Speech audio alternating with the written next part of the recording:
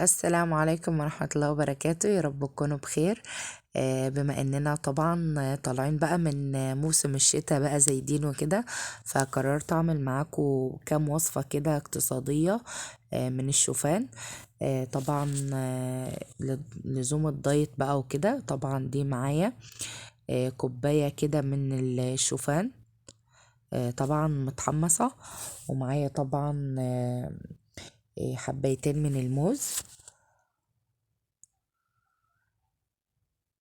هي حاجة حلوة بس جميلة جدا وطعمها تحفة جدا، وبدون سكر بقى وبدون دقيق وكلام من ده، يعني صحية جدا ومش مكلفة ومش بتاخد معانا وقت وطعمها حلو في نفس الوقت وهتعجبكم.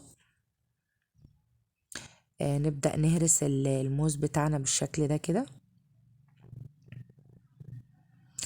طبعا هنزل على الشوفان بتاعي بكوباية حليب.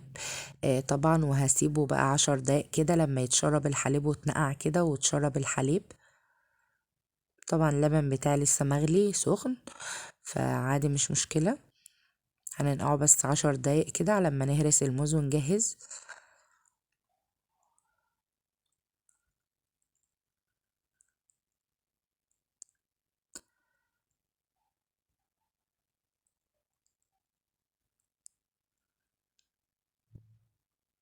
دلوقتي بعد ما هرسنا الموز بتاعنا هنزل عليه بمعلقة كبيرة من الكاكاو البودر.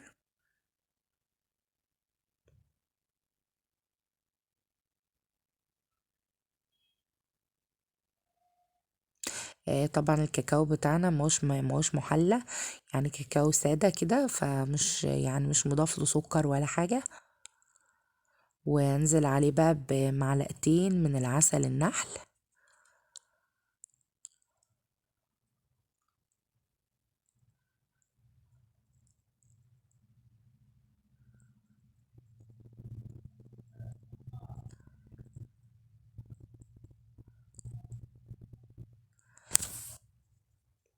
طبعا العسل بقى هيدينا طبعا غني كده ومغذي، وفي نفس الوقت هيطعم لنا الوصفة بتاعتنا وتبقى طعمها تحفة جدا وصحية.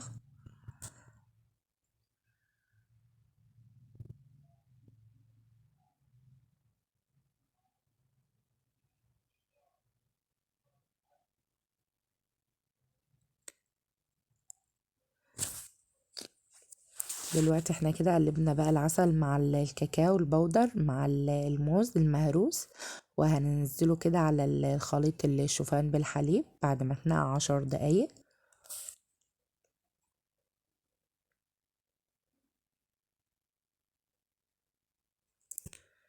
طبعا ننزل الخليط بتاعنا كويس كده عشان طبعا هو مقدار بقى وكده وما نهلكش برضو وكده.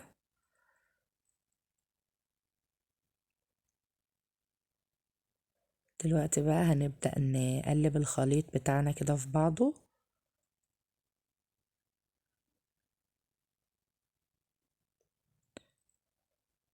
ده شكله كده. هنجيب بقى صينية مش هندهنها حاجة، نحط فيها بس ورقة زبدة بدون مواد دهنية، وهننزل بالخليط بتاعنا كده.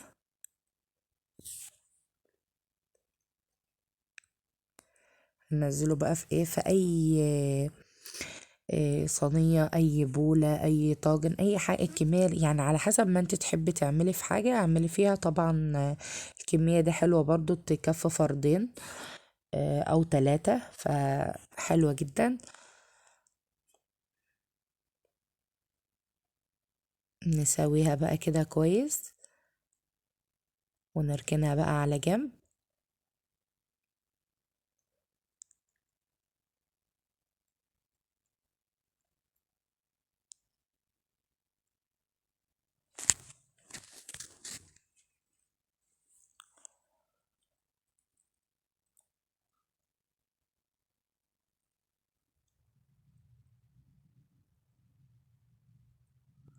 ونبدأ بقى نجهز الكاكاو الشوكولاتة بتاعتنا اللي هندوبها في الحليب عشان نزين بقى الوصفة بتاعتنا كده.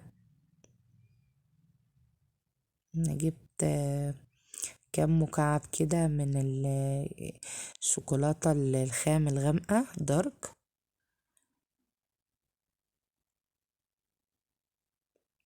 وهنقطعها كده مكعبات.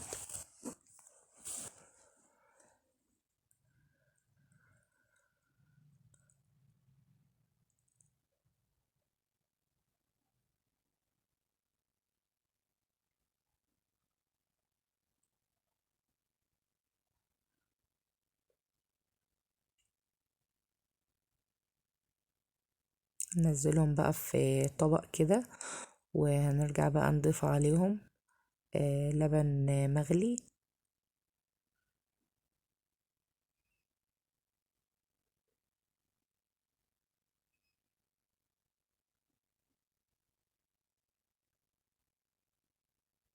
هنزل عليهم بقى ب3 معالق لبن حليب طبعا سخن، 3 معالق كبار. وهنبدأ بقى ايه طبعا الخليط سخن، والشوكولاتة بتاعتنا ما كانتش في التلاجة، فهندوبها بقى كده لحد ما تدوب، وننزلها بقى على الخليط.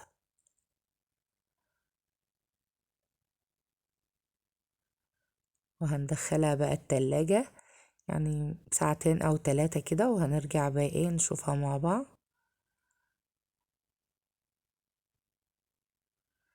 وده شكلها بعد 4 ساعات. بصراحة انا كنت خرجت وجيت، وهي طبعا في الفريزر، ونسيت اطلعها، فبنحاول نقطعها برضو مع بعض اهو.